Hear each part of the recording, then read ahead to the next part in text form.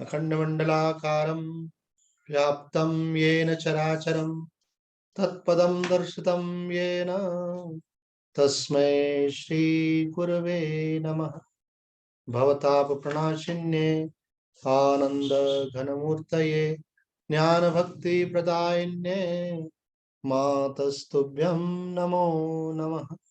नारायणं नमस्कृत्य नरं चैव नरोत्तमं देवीं सरस्वतीं व्यासं ततो जयमुदीरये।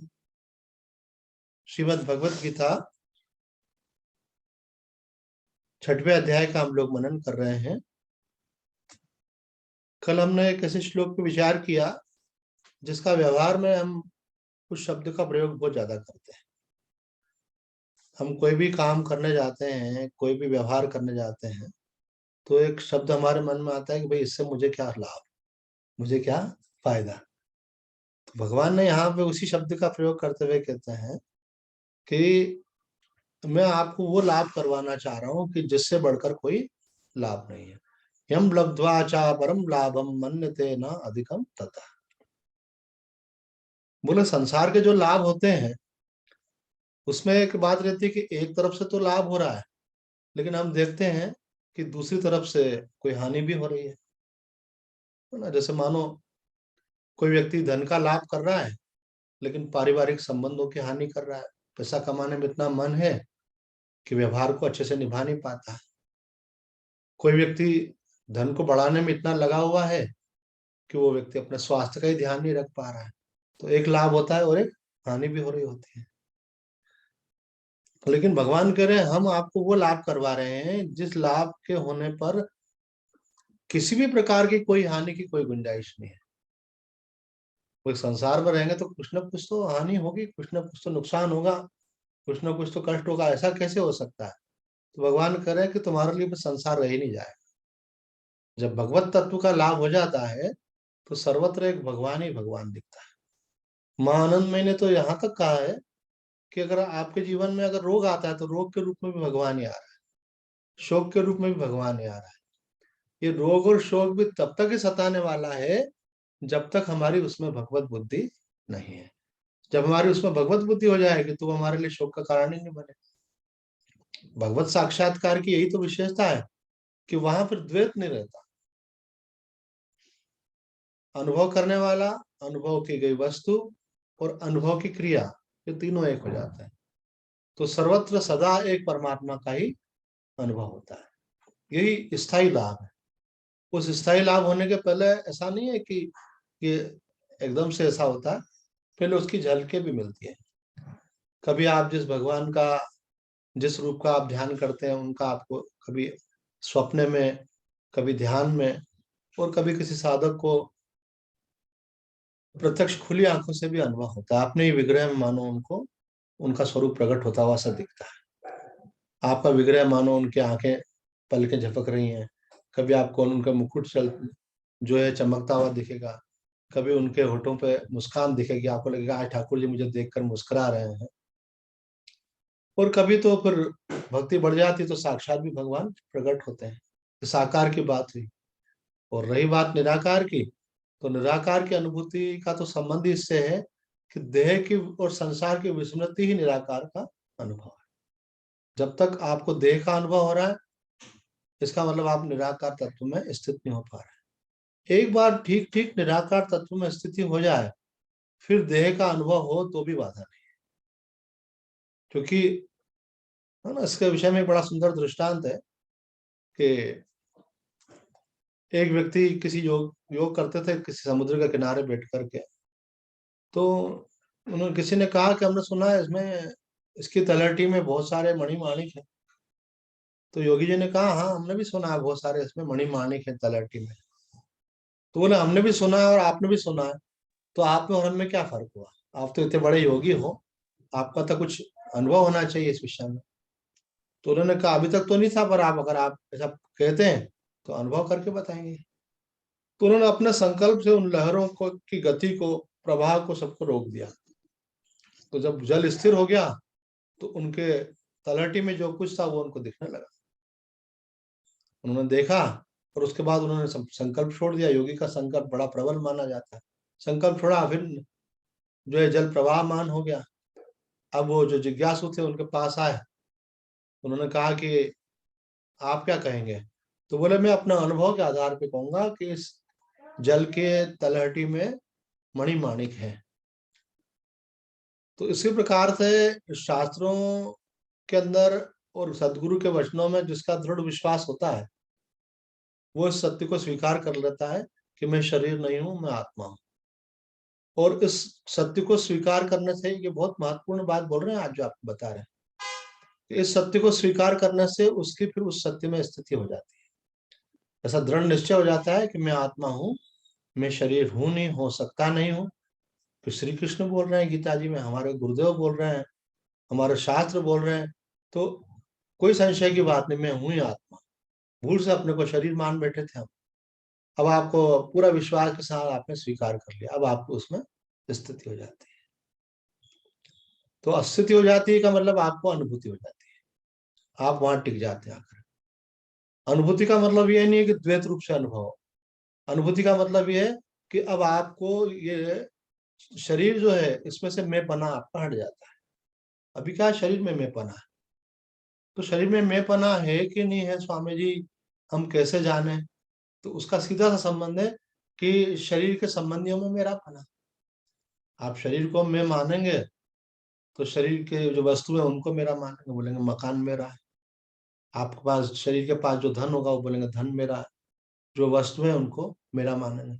वो आपके व्यवहार में प्रकट हो जाता है ना। दूसरे के मकान के प्रति आपका पोजीशन नहीं रहता है तो आपका व्यवहार अलग होता है।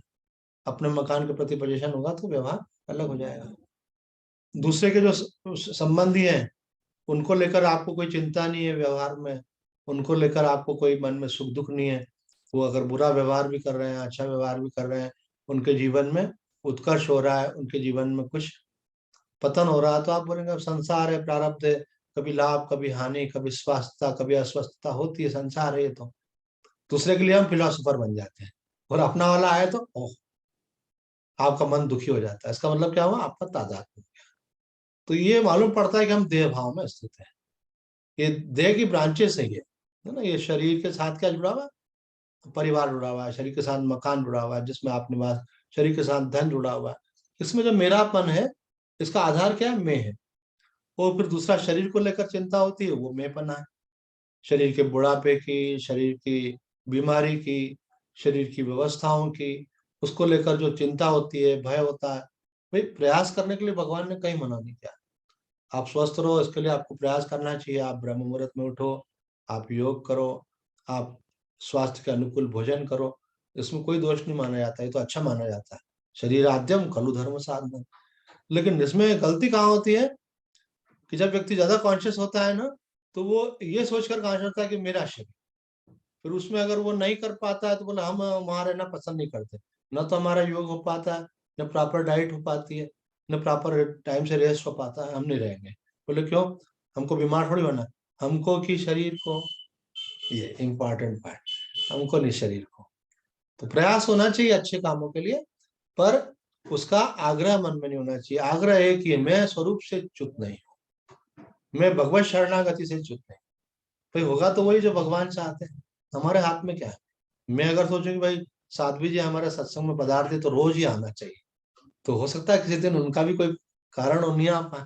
तो आग्रह तो हमारे हाथ हाथ में गलत है ना।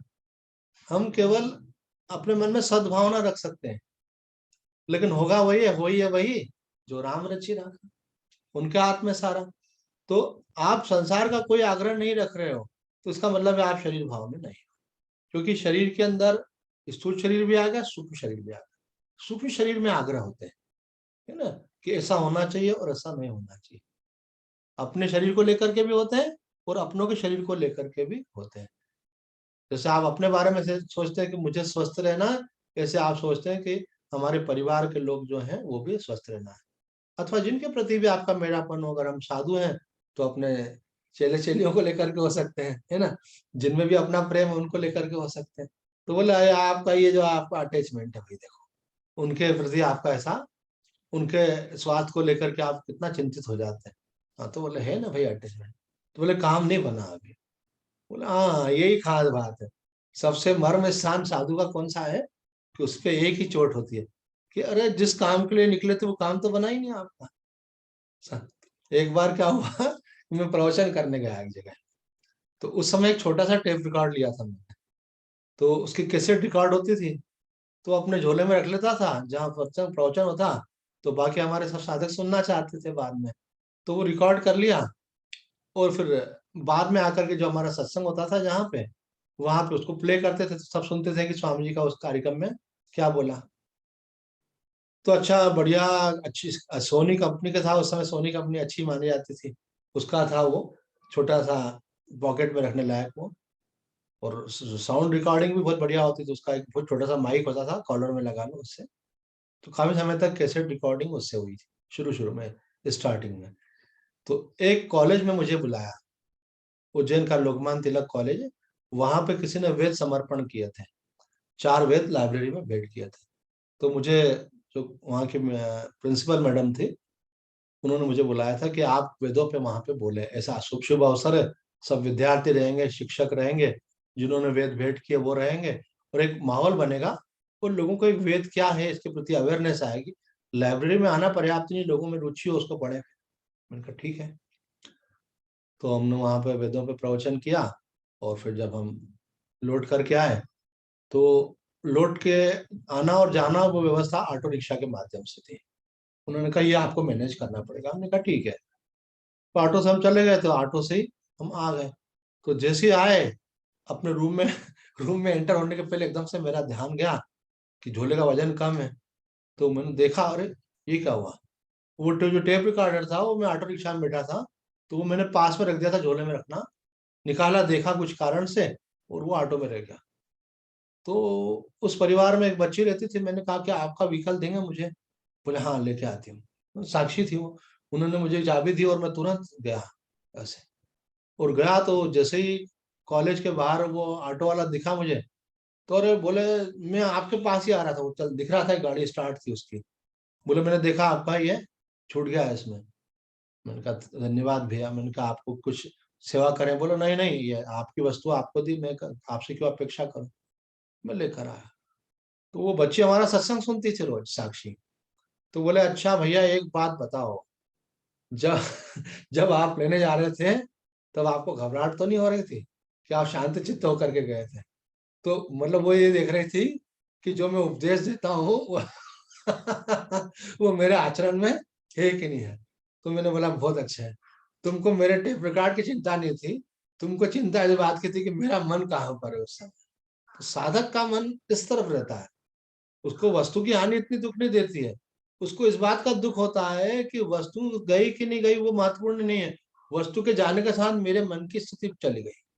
अरे इतना समय भगवान का भजन किया और एक छोटी सी वस्तु चली गई, तो हम लोग उसकी चिंता करने लग गए, उसे प्रभावित हो गए। तो इतना बड़ा इन्वेस्टमेंट, हम लाइफ का इन्वेस्टमेंट किया है भाई, पूरा जीवन दांव पे लगा दिया। बीइंग ए साधक, चाहे सन्यासी हो या नहीं हो, अगर आप 20 साल 10 साल 15 साल, है ना, कल तुम ही बोल रहे थे मैं 19 साल से सत्संग सुन रही हूँ आपका, तो हमारे कोई 19 साल से सुन रहा है, कोई 25 साल से सुन रहा है, कोई 30 साल वाले भी हैं। कल जिनके यहाँ गए थे हमने बोला 30 साल से सत्संग सुनते थे दादा हमारा लालचंद जी। तो आप इतना सत्संग सुन रहे हैं और साधना कर रहे हैं, उसके बाद जीवन की परिस्थितियां आपको कितना प्रभावित कर रही हैं, ये एक देखने वाली बात है। अगर आप परिस्थितियों से प्रभावित हो रहे हो, इसका मतलब शरणागति में स्थिति नहीं है। शरणागत भाव, भक्त का भाव क्या करता है कि राजी है हम उसी में जिसमें तेरी रजा है। अगर मुझे मुझे मिल गया तो भगवान तुम मेरे पास रखना चाहते हो वस्तु, मगर मेरे पास नहीं मिला तो हो सकता है भगवान आप दूसरे को दिलाना चाहते थे। वस्तु तो आपकी थी, मेरी थोड़ी है। जो कुछ है, जब शरीर ही मेरा नहीं है तो वस्तुएं मेरी कैसे है, ऐसा निश्चय होना चाहिए। अगर चला गया तो भगवान की इच्छा मान करके स्वीकार करें, रह गया तो भी उसको भगवान की इच्छा माने, मिल गया तो भी भगवान की इच्छा माने। तो ऐसा शरणागत होता है। और आत्मनिष्ठ का तो ऐसा होता है कि जब मैं आत्मा हूं तो मेरा कुछ है ही नहीं। तो उनके लिए तो प्रारब्ध का खेल रहता है, ऐसा प्रारब्ध में जब तक वस्तु रहती है अपने पास तब तक रहती, जब जाना होती है तब चली जाती। तो जो आत्मनिष्ठ होगा, और जो शरणागत होगा, उसके अंदर अप्स डाउन्स नहीं होंगे। और जो शरणागत नहीं होगा, जो आत्मनिष्ठ नहीं होगा, जीवन की परिस्थितियों के साथ वो ऊपर नीचे होगा। बोला अभी मेरा मूड बहुत खराब है, क्यों, बोले ऐसा ऐसा निगेटिव हो गया। अभी आज मेरा मूड बहुत अच्छा है, बोले आज मेरे साथ ये पॉजिटिव हो गया। तो संसार में हर व्यक्ति के साथ कुछ अच्छा या कुछ बुरा होता है, लेकिन जो परिपक्व साधक है वो बोले अच्छा बुरा क्या है, सब भगवान की लीला है। ऐसे अगर मिल भी गया तो ना, वो एक बड़ा सुंदर गाना है ऐसा कि दुनिया अगर मिल भी जाए तो क्या है, तो मिल भी जाए तो कब तक के लिए है। कोई चीज आपको मिल गई आपका पास है, कब तक के लिए है ना? मानो मैं सोने की ईंट लेके आ जाऊं अपने पास रख लूं, और 1 करोड़ की ईंट हो, तो ईंट कब तक रखूंगा, जब तक शरीर है। उसके बाद फिर सोने की ईंट हो चाहे चॉकलेट हो, वो सब गया आपके हाथ से, आप उसको पकड़ नहीं सकते। ये मरने में तकलीफ ज्यादा इसलिए तो होती है आदमी को, वो पकड़ने की कोशिश करता है और उसके हाथ से छुड़ा लिया जाता है। मतलब ये है कि देह के साथ संसार आपके हाथ से गया। और अगर आपने पकड़ ही नहीं रखा है, भगवान को पकड़ा दिया, तो बोले तेरी वस्तु तेरे पास है, जैसा तू चाहेगा वैसा होगा। तो ये खास बात है। तो भगवान कह रहे हैं, यम लब्ध्वा च परम लाभम, आपको तो वो लाभ हो गया जिसमें हानि की कोई संभावना नहीं। परमात्मा मिलने के साथ बिछुड़ता नहीं, क्योंकि शरीर भले बिछुड़ जाएगा, लेकिन परमात्मा के साथ आप एक हो गए, वो कभी समाप्त नहीं होता। आत्म तत्व का आपको अनुभव हो गया, उसमें स्थिति हो गई, तो वो सदा के लिए हो गई। उसमें ऐसा नहीं कि कभी होगी कभी नहीं होगी। वो पिछले श्लोकों में हमने देखा था, बाबा ने बोला कि एक बार वस्तु लाभ होता है तो वो सदा के लिए होता है। उसके पहले अवस्थाएं होती है, कभी आपको लगता है अनुभव हो गया, कभी लगता है कि अनुभव नहीं हुआ, इसका मतलब अवस्था थी और अवस्था चली गई। अब वास्तविक अनुभव होगा तो वो जाने वाला नहीं है। तो भगवान ने कहा कि आप लोग ये बोलते हैं ना फायदा फायदा, बोले मैं तुम्हारा फायदा करवाता हूँ। बोले सबसे बड़ा फायदा क्या है कि आप उस तत्व को जान लो जिसके बाद तो आपके जीवन में कोई हानि नहीं होगी। और जिसको पाने के बाद बोले कि वो उसके बाद वो परिसीमा है, सुख की परिसीमा, मतलब उससे बड़ा कोई सुख हो ही नहीं सकता। तामस सुख का त्याग आदमी सात्विक के लिए करता है, राजसिक के लिए, राजसिक सुख का त्याग आदमी सात्विक के लिए करता है। लेकिन ये जो है आत्यंतिक सुख है, जिस सुख का कोई अंत नहीं है, उसके लिए सात्विक सुख का भी त्याग कर देता है। जैसे अपन भजन करते हैं उसमें सात्विक सुख मिलता है, ध्यान करते हैं सात्विक सुख मिलता है, भगवान की पूजा पाठ करते हैं, कथा सुनते हैं, सात्विक सुख मिलता है। लेकिन अगर आपको परमात्मा ही मिल जाए तो ये सब तो उसके साधन है, तो उसके लिए आदमी फिर इस सब का भी त्याग कर देता है कि नहीं परमात्मा सुख मिल गया। तो त्याग कर देता का मतलब ये है कि इसमें से महत्व बुद्धि हट करके अनुभूति में चली गई, और उसमें जब दृढ़ स्थिति हो गई तो फिर ये होता रहेगा, कोई बात ही नहीं है। नहीं, कोई कोई लोगों का थोड़ा ये विषय भी स्पष्ट कर देना चाहिए। कोई कोई लोग कहते हैं कि जब परमात्मा की प्राप्ति होगी तो फिर परमात्मा का भजन क्यों कर रहे हो, परमात्मा का भजन कर रहे हो इसका मतलब परमात्मा की प्राप्ति नहीं हुई। तो इस विषय में हमने वामदेव जी महाराज से प्रश्न पूछा था कि महाराज जी सिद्धावस्था का ये लक्षण है कि उसका सब साधन छूट जाता, बोला नहीं है, ये लोगों की गलत भावना है। अगर कोई व्यक्ति को भगवत प्राप्ति हो गई तो इसका मतलब ये थोड़ी है कि वो कोई 24 घंटे एक आसन में चुपचाप बैठ जाएगा मूर्ति की तरह से। फिर खाना खाएगा कि नहीं, सोएगा कि नहीं। जैसे खाना खा रहा है, सो रहा है, आ रहा है, जा रहा है, उसी प्रकार से जो जो उसके संस्कार है वो सब कर्म हो गए। उसका सत्संग का संस्कार है तो सत्संग करेगा, उसको सुनने में भी अच्छा लगेगा, अगर सुनाने का सब अभ्यास है तो सुनाने सुनाने का भी करेगा। सुने चाहे सुनाए, उसका संस्कार के ऊपर निर्भर। उसी प्रकार से किसी का संस्कार है कि वो बैठ करके जप करते हैं, तो जप करते हैं तो अब भगवत प्राप्ति हो गई तो जप करना बंद कर देंगे क्या। बोले अब प्राप्त हो गया ना, अब किसका जप कर रहे हो। बोले ऐसा नहीं है, जो संस्कार होता है उसके अनुसार व्यवहार होता रहता है, जिसका जैसा संस्कार।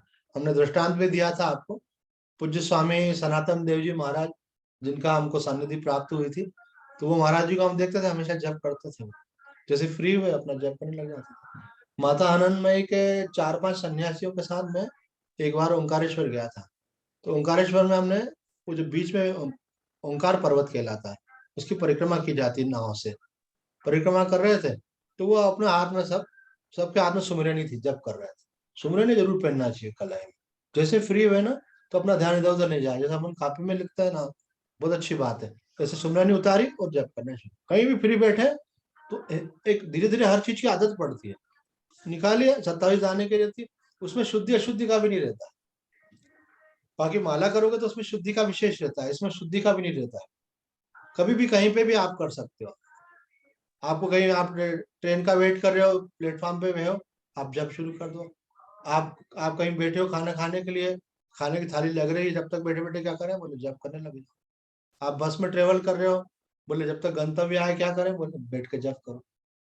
तो जितना ये करोगे उतना अच्छा। और दूसरा, जो सच्चा साधक होता है उसको संसार की कोई परवाह नहीं रहती है, ये पहचान है।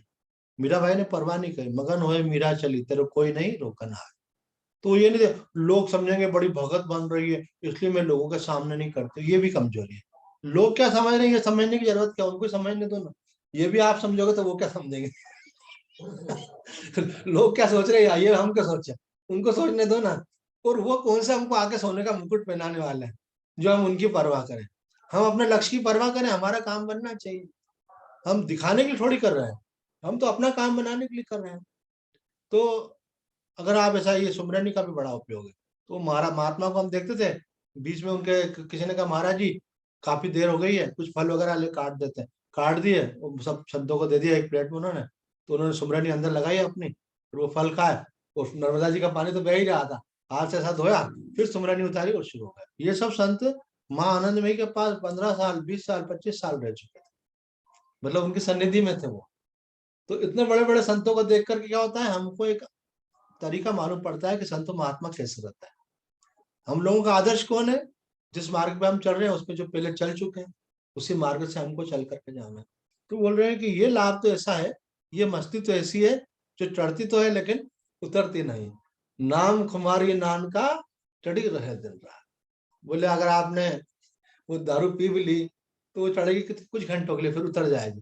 लेकिन ये जो आनंद है ये उतरने वाला नहीं है। ये जरूर है कि भगवान कहते हैं कि धैर्य पूर्वक लगे रहना पड़ेगा। ऐसा नहीं कि आप घबरा जाओ, क्योंकि अगर आप लगे रहोगे तो ऐसा नहीं हो सकता है कि प्राप्ति नहीं हो, अवश्य होगी। संसार में एक बार इन्वेस्टमेंट आपका फेल हो सकता है। किसी कंपनी का आपने शेयर खरीदे, हो सकता है वो कंपनी फेल हो जाए, उसके भाव घट जाए, वहां नुकसान हो सकता है। आपने अपने इमोशंस, एनर्जी, टाइम, पैसा सब अपने बच्चों पे इन्वेस्ट किया, हो सकता है कि आपका बच्चा गलत लाइन पकड़ ले, हो सकता है कि बच्चा आपका साथ नहीं दे, वो अपनी पत्नी के प्रभाव में आ जाए और आपको इग्नोर कर दे। तो आपको लगेगा यार मैंने जीवन भर इसके लिए इतना किया और मुझे क्या मिला। तो माता पिता कहते हैं, आजकल के कहते हैं कि हम तो अपेक्षा ही नहीं करते हैं, हम तो अपना कर्तव्य समझ के करते हैं। ये कहना बहुत मुश्किल है। कारण क्या है कि जब तक जीव है ना, जब तक जीवपना है, जब तक सीमित भाव है, जब तक देह भाव है, तब तक सूक्ष्म रूप में आप किसी के लिए कुछ करते हो तो सूक्ष्म रूप में कहीं ना कहीं आपका अहम वहां पे सक्रिय रहता है और उसको लगता है मैंने कुछ किया। क्योंकि ब्रह्म ज्ञान तो हुआ नहीं है, अभी भगवत शरणागति तो प्राप्त हुई नहीं है, तो लगता है कि मैंने किया। वो जो ऐसा कहता है ना मैंने किया, वही चाहता है कि मुझे कुछ मिले। ये करना और पाना दोनों साथ जुड़े हुए हैं। जहां तक कर्ता भाव रहेगा ना वहां तक भोक्ता भाव भी रहेगा। तो कहते हैं इसलिए आप संसार में बहुत ज्यादा एनर्जी, टाइम और इमोशंस को इन्वेस्ट मत करो, तो बाद में आपको दुख होगा। और आप देख लो, एक सामान्य रूप से आप किसी के लिए कुछ करो ना, वो आपको इग्नोर कर जाए तो आपका ध्यान नहीं जाता। और किसी के लिए आप विशेष करो, विशेष करने का मतलब है कि अपने सुख सुविधाओं को ताक पे रख करके, अपने साधना को ताक पर रख करके, अपनी बाकी अनुकूलताएं प्रतिकूलताओं को ताक पे रख के, और नहीं भाई ये तो इनके लिए तो विशेष है, इनके लिए करना चाहिए। और आप अपना सब एक तरफ किनारे रख के किसी के लिए करो, और जब वो व्यक्ति आपको इग्नोर कर दे तो बहुत तकलीफ होती है। तो इसलिए जो सहज होता है ना, जो कर्तव्य भाव से होता है वो ठीक होता है। और जो मोह में आकर आता है, किया जाता है, और जब किसी को अपन स्पेशल मानकर किसी के लिए करते हैं तो बाद में वो जब इग्नोर करता है तो फिर तकलीफ होती है। ये केवल बच्चों को लेकर के नहीं है, कोई भी फ्रेंड हो, रिलेटिव हो, किसी के लिए भी आप करते हो। तो बोले भैया क्यों करा, आपने संसार में क्यों फंस रहे थे इतने, भगवान को महत्व नहीं दिया, आपने भजन छोड़ दिया, सत्संग छोड़ दिया। मेरे से कोई कोई पूछता है कि स्वामी जी हमारा इसी जन्म में कल्याण होगा कि नहीं। मैंने कहा एक पहचान तो मैंने बना रखी है, वो शास्त्रों में तो नहीं दिया लेकिन मैंने बना रखी है ना। ये जो गृहस्थ माताएं आती है ना सत्संग में, मैं कहता हूँ जब तुम्हारी लड़की आ जाए ना घर पे ससुराल से, उस समय भी तुम्हारी साधना और सत्संग उतना ही चल रहा है, तो समझना कि तुम इसी जन्म में तुम्हारा कल्याण हो जाएगा। क्योंकि ये तुम्हारी सबसे बड़ी माया रहती है। बस वो आए नहीं, बच्चों का मोह माता पिता में, खास करके माँ में तो बहुत ज्यादा होता है, ये सबसे पराकाष्ठा पे रहता है। इस मामले में नो कॉम्प्रोमाइज रहता है उनका, मोह के मामले में ऐसे। और अगर वो भगवान के साथ कॉम्प्रोमाइज कर लें कि नहीं भगवान आपको तो मैं नहीं छोड़ूंगी, आपका भजन तो मैं करूंगी, आपका सत्संग तो मैं करूंगी, मैं इसमें पीछे नहीं हटने वाली, और अगर आप वो तब भी कर रहे हो, इसका मतलब ये है कि आप उससे उठ गए, तभी तो आप निर्वाह कर पा रहे हो उसका। ये बात तो इसको हमने एक एग्जाम्पल दिया, पर उसका अभिप्राय ये कि प्रतिकूल परिस्थिति में भी जो भगवान को नहीं छोड़ता वो भगवान का भक्त होता है। अनुकूलता में तो वो बोलता है भगवान आपकी कृपा से सब चल रहा है ऐसे, पर प्रतिकूलता आ गई तो उसके बाद बोलता है अरे क्या इतना भजन करने के बाद भी क्या मिलता है, ये सब दुख मिल रहा है, ये सब समस्याएं मिल रही है। इसका मतलब क्या हुआ कि वो कमजोर हो गया। तो ये आज इसी को लेकर के श्लोक है। भगवान बोल रहे हैं कि योग क्या है, एक योग की नई परिभाषा भगवान ने यहाँ पे दी है। तम विद्या दुख संयोग वियोगम योग संगीतम सनिश्चयेन योक्तव्यो योगो निर्विन्न चेतसा। ऐसा भगवान कह रहे हैं, दुख संयोग से शून्य उस स्थिति को तुम योग समझो। योग किसको कहते हैं? जहां दुखों के संयोग का वियोग हो गया। भगवान ने बड़े अटपटे ढंग से इस बात को बोला है कि दुखों का संयोग क्या होता है, दुख दुखी होना, और उसका वियोग हो गया, अब आप बिल्कुल दुखी नहीं होते, आपके दुख का अंत हो गया। इसका नाम है योग। दुख संयोग वियोग योग संगीतम सनिश्चयन योक्तव्यो योगो निर्विन्न चेतसा। जो अभी संदर्भ चल रहा था, भगवान यहाँ वो बात कर रहे हैं, ऐसे योग का अनिर्विण्य अर्थात बिना उकताए हुए चित्त से निश्चय पूर्वक अनुष्ठान करना चाहिए। बोले ये कौन नहीं चाहता मैं दुखों से मुक्त हूँ, हर व्यक्ति चाहता है, लेकिन दुखों से मुक्त होने के लिए उपाय क्या करता है? संसार के उपाय। कोई सत्संग में जाता है, संत महात्माओं से मिलता है, तो उसको समझ में आता है कि संसार के उपाय उपाय नहीं है। असली उपाय तो ये है कि जब तक हमको भगवान की शरणागति प्राप्त नहीं होगी, जब तक हमको अपने आत्म स्वरूप का अनुभव नहीं होगा, तब तक हमारे दुखों का अंत होने वाला नहीं है। क्योंकि देह में रहोगे तो देह का प्रारब्ध तो काम करेगा इसे। अरे अगर हम सोचते हैं कि हमको शरीर में रहते हुए दुख नहीं हो, तो आप बड़े बड़े राजा महाराजाओं को देखो, बड़े बड़े जो है शूरवीरों को देखो, बड़े बड़े धनिकों को देखो, क्या उनके जीवन में दुख नहीं का? सबके जीवन में। और बड़े बड़े संतों को देखो जिन्होंने निरंतर साधना की है, क्या उनके जीवन में शारीरिक कष्ट नहीं आता है? उनको भी कैंसर होता है, चाहे रामकृष्ण परमहंस हो, चाहे रमन महर्षि हो, ऐसे महापुरुषों के शरीर में कैंसर हुआ। तो इसका मतलब क्या हुआ कि आप अगर दुखों से मुक्त होना चाहते हो तो जो मार्ग आपने पकड़ा है वो सही नहीं है। आप सोच रहे हो कि संसार की अनुकूलता के द्वारा सुखी हो जाएंगे, बोले नहीं। भगवान यहाँ बता रहे हैं कि वो आपको प्राप्त कैसे होगा, बोले वो आपको आत्म तत्व में स्थिति होने पर मिलेगा, उसी को योग नाम से कहा है। पर बोले वो मिलेगा, ये बात तो सही है, लेकिन मिलेगा किसको, कौन उसका पात्र है? भगवान बोले ऐसे योग का बिना उकताए हुए चित्त से निश्चय ही अनुष्ठान करना चाहिए। क्या होता है इसमें कहा है कि कोई व्यक्ति करता तो है, लेकिन कुछ समय बाद फिर वो शिथिल हो जाता है। तो जो साधन आपने आरंभ किया, जब तक उसकी सिद्धि नहीं हो, शिथिलता नहीं आनी चाहिए, बल्कि बढ़ना चाहिए। क्या होता है कि कोई चीजों का आपने को कहीं अपन ने कोई कार्य किया और उसमें फायदा दिखता है ना संसार में, तो आदमी का और इंटरेस्ट बढ़ता है। लेकिन यहाँ क्या है, यहाँ आपको इमीडिएट कोई चीज होने वाली नहीं है, आपको निरंतर लगे रहना है। और जब होगा तो इतना बड़ा फल मिलेगा कि उससे बड़ा कोई फल ही नहीं है, उससे बड़ी कोई उपलब्धि ही नहीं है। तो यहाँ शंकराचार्य जी महाराज करें, दुखों से संयोग होना दुख संयोग है, और उससे वियोग हो जाना दुखों के संयोग का वियोग है। उस दुख संयोग का वियोग को ही योग कहा है, ऐसे विपरीत नाम से भगवान ने कहा है। अब यहाँ बोले बिना उकताए हुए चित्त की बात कर रहे हैं कि जिस चित्त में उद्वेग ना हो वह अनिर्विण्य चित्त है। ऐसे अनिर्विण्य अर्थात न उकताए हुए चित्त से निश्चय पूर्वक योग का साधन करना चाहिए। मतलब कि मन उबना नहीं चाहिए, उसमें शिथिलता नहीं आनी चाहिए। और उड़िया बाबा कह रहे हैं कि देखो उन्होंने देखो एक नई दिशा दी व्याख्या को। संसारी विषयों के साथ जो योग है वह योग नहीं है, क्योंकि वह परिणाम में दुख रूपी है। उन बोलते हैं ना कि तुम्हारे लड़के की शादी हुई क्या? बोले अभी तो नहीं हुई। बोले हाँ अभी योग आएगा तो हो जाएगी, जब योग आता है, ऐसा बोलते हैं ना। बोले आपका मकान बनवा लिया कहा? बोले देखो योग की बात है, कोशिश तो कर रहे हैं, लेकिन कोई प्रॉपर प्लाट नहीं मिल रहा है, मिल जाएगा तो फिर बनने में देर नहीं लगेगी, जब योग आएगा। तो संसार की किसी अनुकूलता को अपन क्या बोलते हैं? योग। तो बाबा क्या बोल रहे हैं, संसारी विषयों के साथ जो योग है वो वास्तव में योग नहीं है, क्योंकि वह परिणाम में दुख रूपी है। भगवान ने योग की क्या परिभाषा दी कि जिससे दुखों के साथ आपका संबंध टूट जाता है, उसका नाम योग है। और संसार में हम संसार की उपलब्धि को योग बोलते हैं, लेकिन संसार की उपलब्धि के लिए कहा है कि क्योंकि वह परिणाम में दुख रूपी है। क्यों संसार दुख रूप क्यों है? क्योंकि जो मिला है वो सदा रहेगा नहीं। तो आज जो सुख दे रहा है वो कल दुख देगा। शादी हो गई, पत्नी मर गई तो दुख होगा, पति मर गया तो दुख होगा, बच्चे हुए और उनके जीवन में कोई परेशानी आई तो वो आपके लिए दुख हो गया। आपने मकान बनाया, कोई पैसे का नुकसान हो गया, फिर बेचना पड़े तो दुख होगा। आपने रुपया इकट्ठा किया, आपने कहीं इन्वेस्ट किया, वहां पे नुकसान हो गया तो आपको दुख होगा। तो बाबा कितनी अच्छी बात कह रहे हैं यहाँ पे कि संसार का योग जो है वो योग है ही नहीं। हम लोग व्यवहार में योग शब्द का प्रयोग करते हैं। बोले स्वामी जी बहुत बढ़िया आश्रम बना लिया आपने, बोले योग की बात है, भक्तों से सहयोग मिल गया, बढ़िया बना लिया ऐसा। तो बोले ये योग नहीं है, क्योंकि इससे वियोग होने वाला है। वास्तविक योग वो है जिससे वियोग नहीं होता।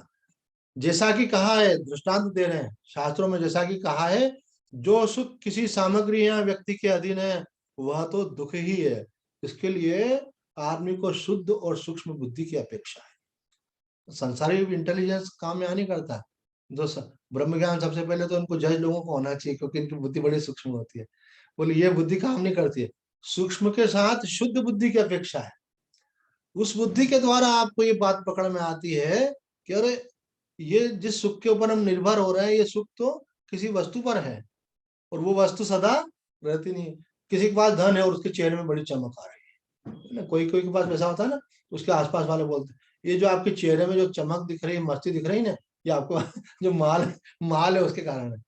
तो दादा लालचंद जी को भी लोग बोलते थे कि दादा आपके पास बहुत रुपया है ना, इस कारण से ये आप मस्त रहते हो। तो बोलते ये लोग समझते नहीं है, इनको लगता है मेरे पास रुपया है इसलिए मैं खुश हूँ, मैं इसके कारण खुश नहीं हूँ। मुझे जो ज्ञान मिला है मैं उससे खुश हूँ। इसीलिए तो मेरा संतों में विशेष प्रेम है। क्यों? क्योंकि मुझे मालूम है इनके पास वो खजाना इनके पास ही होता है। तो वो बोले मेरी खुशी का कारण रुपया नहीं है, मेरी खुशी का कारण ज्ञान है, मेरी खुशी का कारण भगवत प्रेम है। तो यहाँ वही बात कह रहे हैं कि जो सुख किसी वस्तु पर निर्भर है, वस्तु चाहे धन हो, चाहे मकान हो, चाहे अन्य किसी प्रकार से हो, है ना, घोड़ा गाड़ी हो, गोल्ड हो, कुछ भी हो, आप तो कहते हैं कि वो आपको धोखा देने वाला है। क्योंकि नया ने कितनों के साथ ऐसा हो चुका है। सबके साथ ये अनुभूतियां आती है कि नहीं आती हैं, पर ये अनुभूतियां आना भी अच्छी बात होती है कि आपके निकट में किसी व्यक्ति को आप बहुत उत्कर्ष पे देखें और आपके जीवन काल में उसको आप बहुत समस्या में देखें।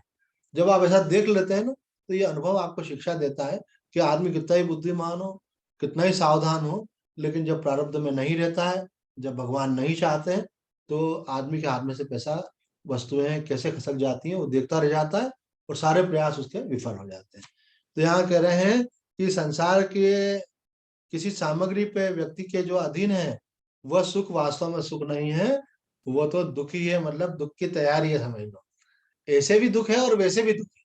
अब आप बोलेंगे वैसे का क्या मतलब?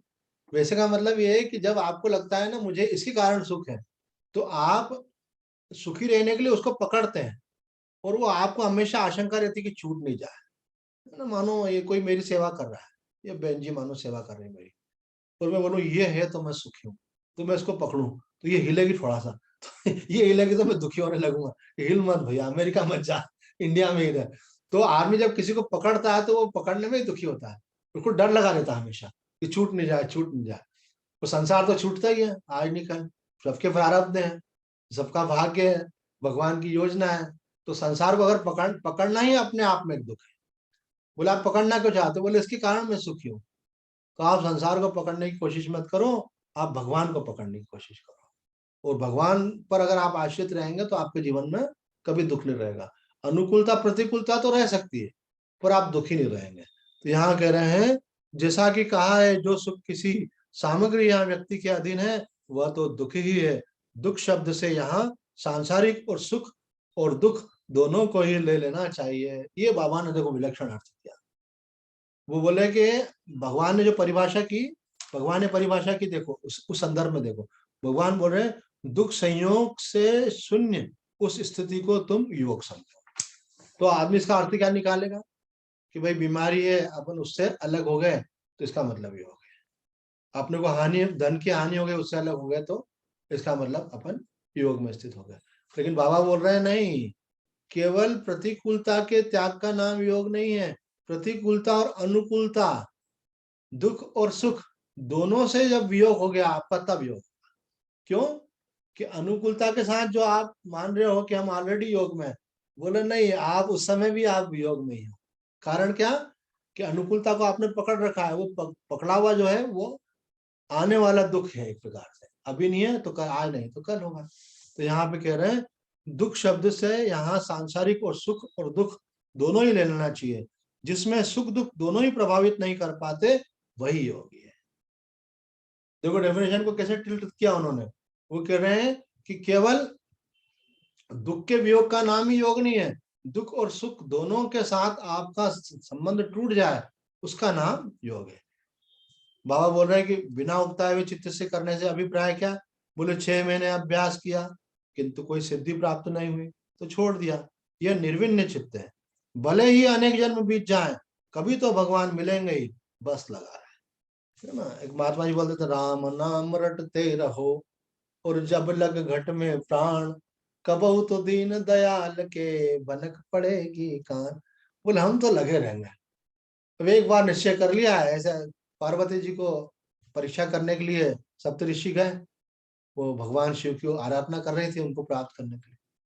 तो उन्होंने कहा, अरे वो तो समाधि में रहते हैं, तुम्हारी प्रार्थना कहाँ सुनने वाले हैं, तुम उनका कितना भजन करते रहो उनका तो ध्यान भी नहीं जाएगा। तो बोले इससे अच्छा तो तुम भगवान विष्णु की उपासना करो। तो उन्होंने बोला कि मैं चाहे मुझे कई जन्म लग जाए लेकिन अब मैं शिव जी का भजन छोड़ने वाली नहीं हूँ। तो ये पार्वती जी मानो वहां पे एक साधक का प्रतीक है। साधक को ऐसा दृढ़ होना चाहिए कि चाहे मुझे लाभ हो नहीं हो, मिले नहीं मिले, लेकिन अब मैंने मार्ग अपना लिया, अब सर फूटे चाहे माथा, मैंने तो बस एक निश्चय कर लिया, अब इस मार्ग पे मुझे चलना है। तो यहाँ कह रहे हैं कि साधक उसी को कहते हैं जहाँ सुख दुख का वियोग हो जाता है वही वास्तविक योग है, अर्थात आत्मबोध ही वास्तविक योग है। अब उन्होंने स्पष्ट कर दिया कि जो भगवान कहना चाह रहे हैं ना, दुखों के संयोग का वियोग योग है, तो एक्चुअली भगवान कहना क्या चाह रहे हैं? तो यह कह रहे हैं बाबा कि वो एक्चुअली कहना ये चाह रहे हैं कि आत्मबोध ही वास्तविक योग है, क्योंकि आत्मबोध होने पर ही सुख दुख दोनों से आप अलग हो जाते हो। आपको अपने आत्मा में आनंद का अनुभव हो रहा है, अनुकूलता आई तो भी आनंद है, प्रतिकूलता आई तो भी आपका आनंद तो जाएगा नहीं, है ना। जैसे मानो आपके पास 10 करोड़ रुपए हैं, अब आपको 10,000 का फायदा हुआ कि 10,000 की खर्चा हुआ, आपको कोई फर्क नहीं पड़ रहा है क्योंकि 10 करोड़ है आप। तो भगवान की प्राप्ति, आत्म तत्व की प्राप्ति तो क्या है, 10 करोड़ भी कुछ नहीं हुआ, तो वो अनंत है। उसकी प्राप्ति के बाद संसार की कुछ अनुकूलता आई तो कोई प्रभाव नहीं डालती। जैसे समुद्र में एक बाल्टी पानी डाल दो तो, और एक बाल्टी पानी निकाल दो तो समुद्र का पानी घटता बढ़ता नहीं है। तो जिसको आत्मज्ञान हो गया है, संसार की अनुकूलता प्रतिकूलता उसको प्रभावित नहीं करती है। मधुसूदन सरस्वती जी इस विषय में कहते हैं कि जो कई साधक बोलते हैं इतना समय हो गया, इतना समय होने के बाद भी योग की सिद्धि नहीं हुई, इससे बढ़कर और क्या कष्ट होगा। इस प्रकार अनुतप्त होकर के, अनुतप्त होना निर्वेद है, उससे जो रहित चित्त है वही वास्तव में निर्विण्ण चित्त है। तात्पर्य यह है कि इस जन्म में अथवा दूसरे जन्म में सिद्ध हो ही जाऊंगा, जल्दी करने से क्या लाभ है, इस प्रकार की निश्चय रखते हुए जो साधन में लगा रहता है उसको अवश्य ही उसकी प्राप्ति होती है। एक महात्मा जी तो ऐसा समझाते थे कि भाई आप लक्ष्य की बात तो ठीक है, लेकिन जिस साधन में लगे वो साधन में भी तो आनंद है। लोगों के मन में कितने प्रकार के क्लेश लगातार काम कर रहे हैं, लेकिन आप बैठ करके राम राम लिख रहे हो, माला से राम राम जप रहे हो, अथवा आप राम जी का ध्यान कर रहे हो, तो कितना एक आपका सौभाग्य है कि आपको